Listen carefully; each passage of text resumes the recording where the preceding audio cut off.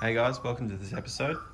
So this one is purely going to be just a massive service on this thing and a few repairs. So mine's just edged up on 200,000 Ks, and given that all I've got is sort of logbook stamps to go out of, I have no idea where anything's at in its life. So I'm going to do every service item that's sort of recommended in the logbook, plus a fair few more that we've just sort of learnt being part of the forums, and it's just common knowledge for these cars that it's a good idea to do. So if you're in any of the major Australian cities, I really recommend trying to get to these guys, HSY. They sell you like OEM quality service gear for a trade price. So it's a lot better value than like super cheap or something. So there's a couple of other things to get, but this is most of it.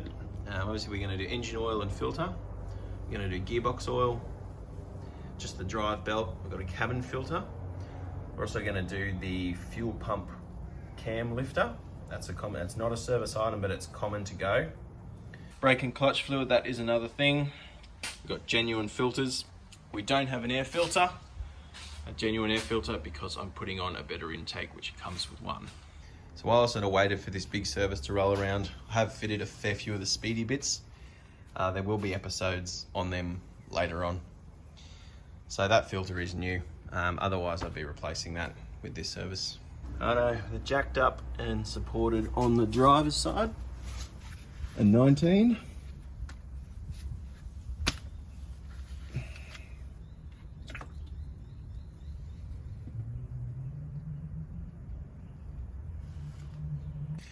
So I'm absolutely guilty of reusing these, but in your service kit you will get a new one.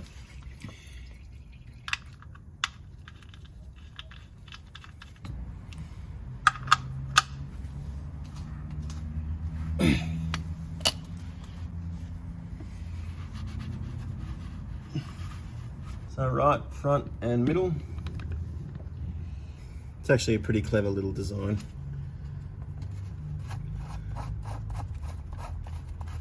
So this drains the oil that's in the filter so it doesn't go everywhere when you change it.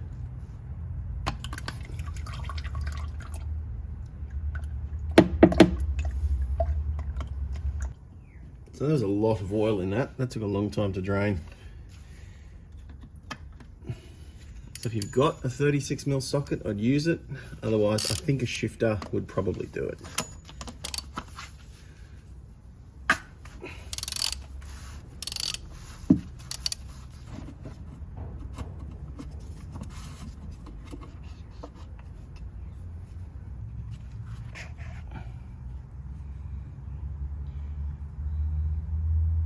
Doesn't look too sludgy.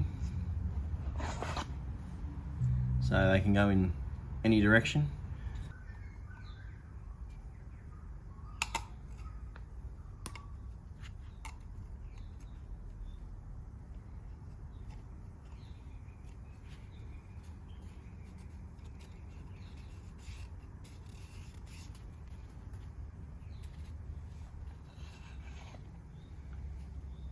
Really make sure that seats in there.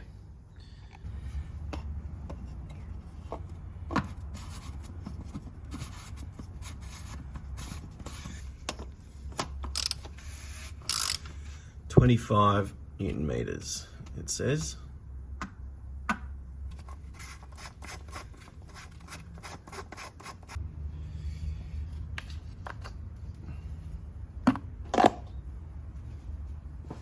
So the OE oil for this is the 530 Top Tech. Given this is the hot Australian climate and 200,000 Ks, I do always go for a slightly thicker one. And I saw some independent tests where this proved to be one of the best oils in the world. So it's always been my choice.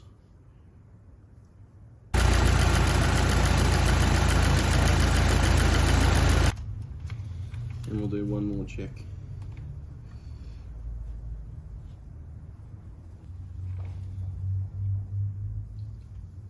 Right about perfect. So back underneath the car, I'm now going to do the gearbox fluid. So here's the box here. That's the drain, that's the filler. Now, It is a 10mm Allen key. The filler plug is here, the drain plug is there. Open the filler first, just in case you can't get it open and drain all your fluid.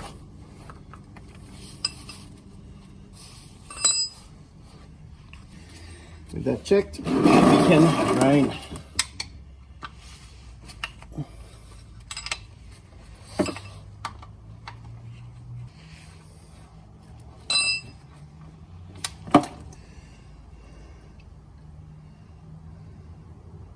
It's a bit dark. I'd say it's a bit dark.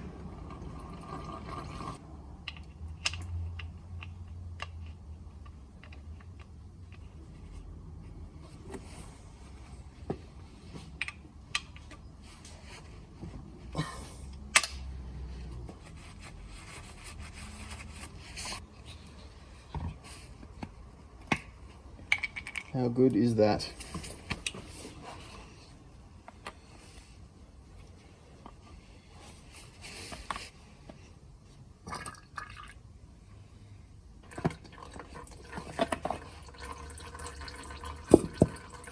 And that is full. It took a smidgen over 2.3 litres.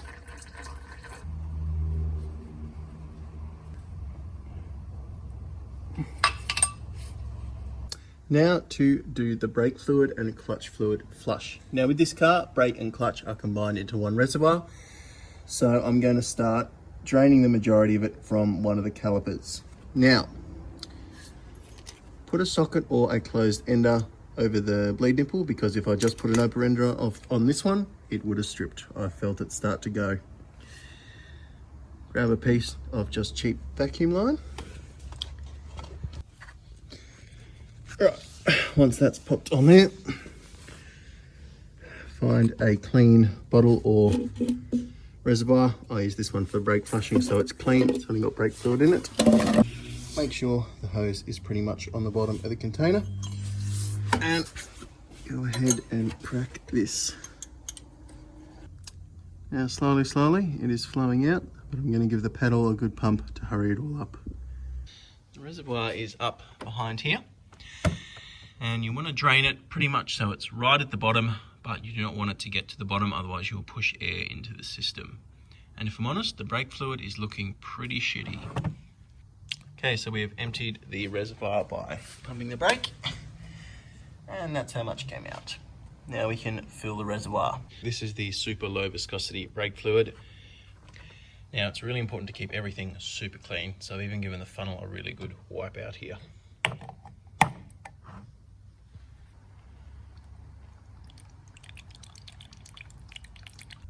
It's important to make sure that that hose stays under the level of fluid all the time so it doesn't pull any air back into it. But a few pumps of the pedal and we've got the new fluid down into this caliper and coming out, so this corner is done. Screw the nut back up and pull this tube off. That is the passenger side done, and the fluid that is coming out of these calipers, it's really shitty. It's really contaminated and it's really dark. And everything, I thought that's something that Volkswagen would have been all over. Now bear in mind, that was mixed probably 50-50 with the new fluid that we've been replacing it with. See, that was dark, that was old. So it's absolutely the same with the rear, except the tyre had to come off of the rear, and it is hiding down in there. Now what I haven't mentioned is, I slacken it off, pump the pedal probably a dozen times, 15 times. What I do is then come back, I then do this up finger tight as I can be. Then I do one more pump, just in case any air has gotten down between the thread of the bleed port and the caliper there. Righto, all four calipers have been bled. Now we are on to the last point, which is the clutch, and it is down there, hiding under a little rubber cap. Now all the others were an 11mm bleed nut. This one is a 9. Now it is the same process as for the brakes. We put our piece of silicone hose and our canister over that bleed port. Now, a couple of things I noticed about this. Like I was worried about with the brakes, that thread, if it's open much more than just cracked, But less air in there. And the clutch pickup on the reservoir is much higher than the brake one. So you name it, I put air in the system for both ends. Once that was done, same process with that. Open it a crack, pump the clutch a bunch of times, let it bleed in, close it, keep checking and make sure you got no air in it. Next up is our PCV. These things fail and they cause issues with crankcase ventilation and that kind of thing. The hoses are also really brittle. One of mine's broken, so putting new ones of them in. A genuine one was just exorbitantly expensive, so I've gone for a good aftermarket brand. And the genuine one doesn't come with a hose or the gasket either. Right, so there's two hoses to unclip from this one. One that goes from there to the manifold, it's easy. There's another one that's a bit harder to get to in here. And then there's 5 of these Torx screws holding the assembly on. And off comes PCV assembly. So discarded the old gasket, it's getting a new one. Just giving it a bit of a smear of Loctite.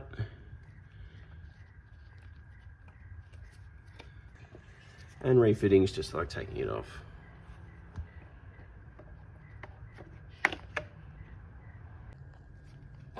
And the new pipe.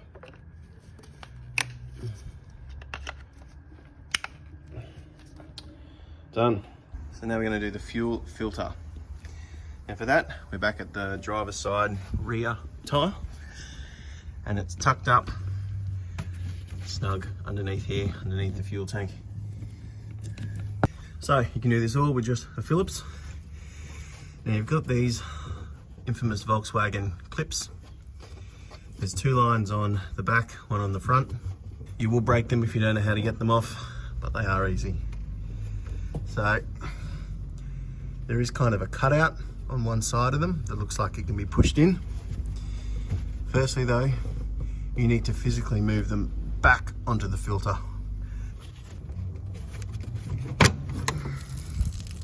There you go. Same for all of them. So on closer inspection, that one was kind of orientated wrong. Here's the new one. This little barb here should seat in there.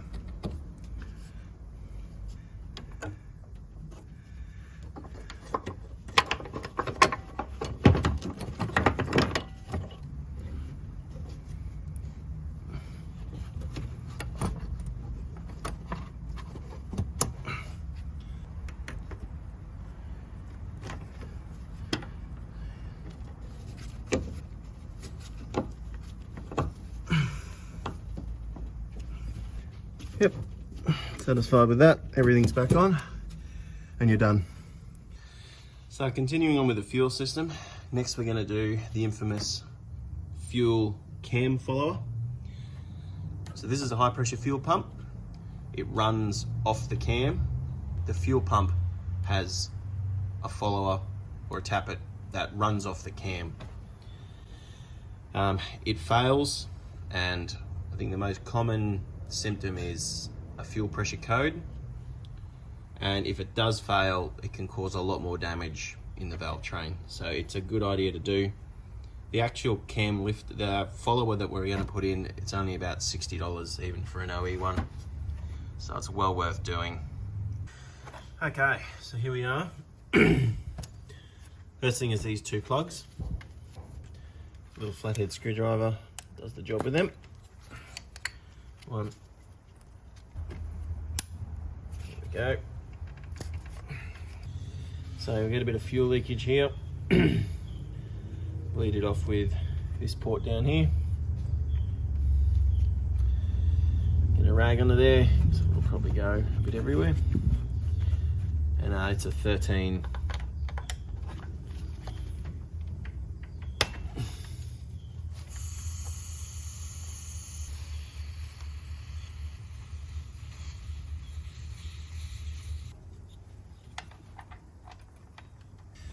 Next up is this large nut and fuel line down here. So it's a 17. Be a bit more high pressure fuel than that, but shouldn't be much. All right, there's a fair bit in that.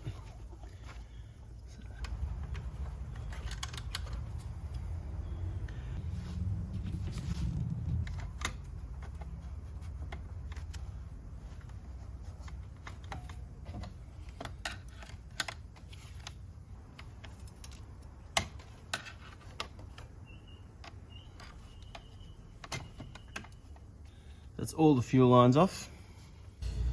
So pump's just about ready to come off now, and they're just a T30 torque. There's 3 of these bolts. None of them are particularly tight.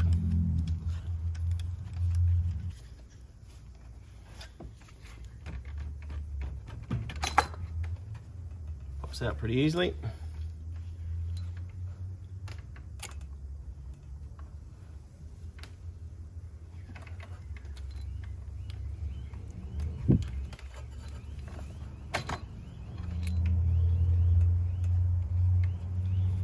There is the high pressure fuel pump. So that is the follower down there that we're replacing.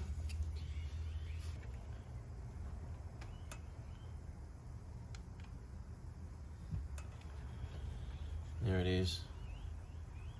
A little bit of wear on the sides.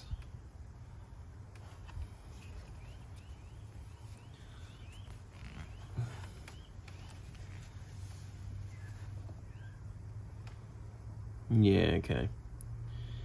From what I can tell, there was an online diagram that showed the different stages of wear. To me, that looks like it's in the very, very early stages, so it was probably fine for a long time.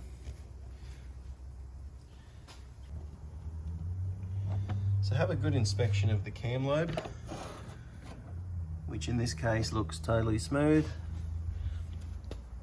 And your actual lifter here, if they're scored, it's probably worn through once in the past and someone's just sort of band-aided it with a new lifter. But that all looks pretty good to me. So here's our new one. Here is our new lifter. I was hoping that O-ring would be included in this kit, but it was not. Which is a shame. So I'm going to drench our bag.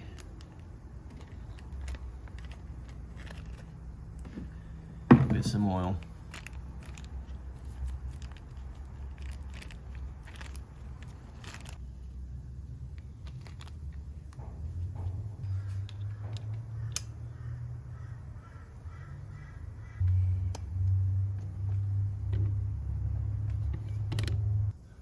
Ready to refit. And yep, I have noticed the lovely duct tape job on this PCV line. That will be replaced soon.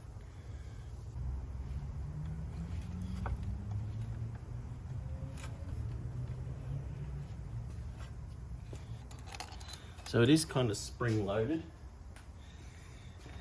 So I'll be winding each of these screws in just a little bit at a time and trying to get it to end a sort of perpendicular so you don't bind up anything.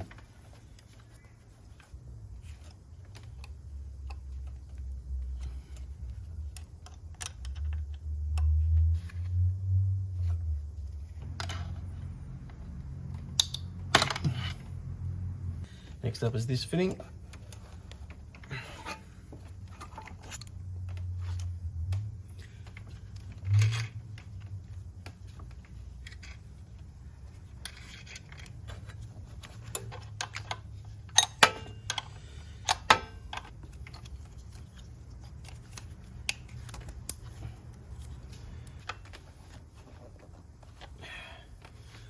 All right, so I'm going to prime the ignition a few times and hopefully we don't have any issues. But that all went pretty smoothly.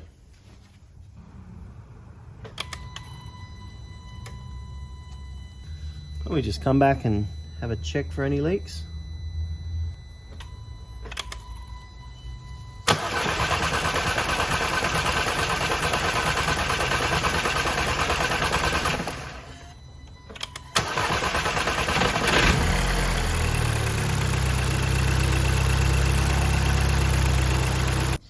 So next in my sight is the drive belt. It's a 17 and the tensioner is here. Okay, as you can see in that tensioner there is actually a nail that I've put in, and that will work really well as a locking device. I've already pulled the belt off. Let's get it off, get that nail in.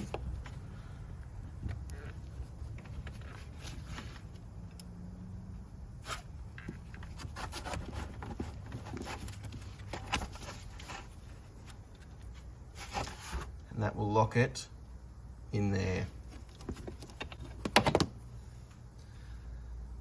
Allow you proper access to get the new belt in, the new Conti belt.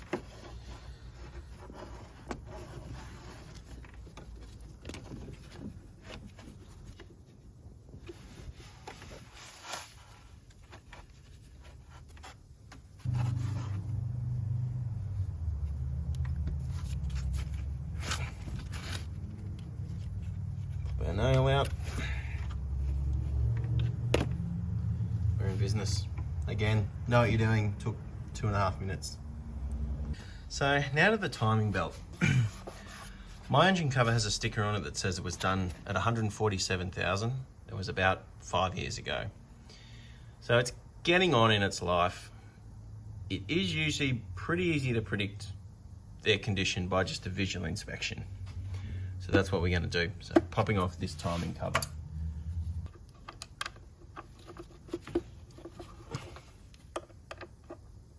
So I've just got these two up at the top.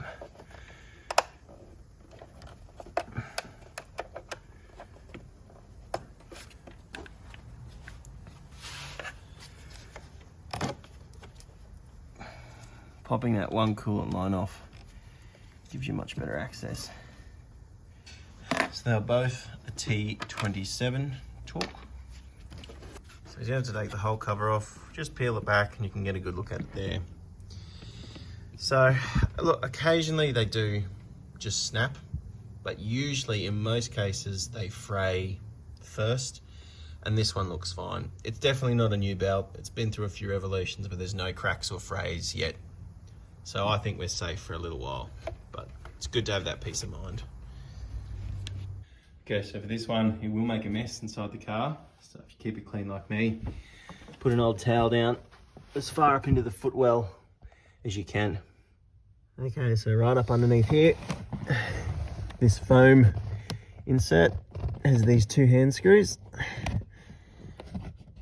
Okay, so with them off, it should come out pretty easily. Yep. And the cabin filter is right up under here. So this slide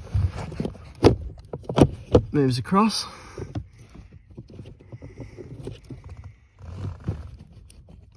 Oops, still spilt lots of stuff.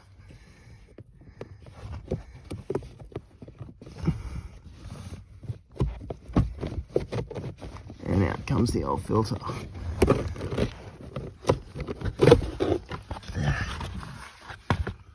Righto, here's the new one. Definitely a lot cleaner. Probably good for someone that has asthma.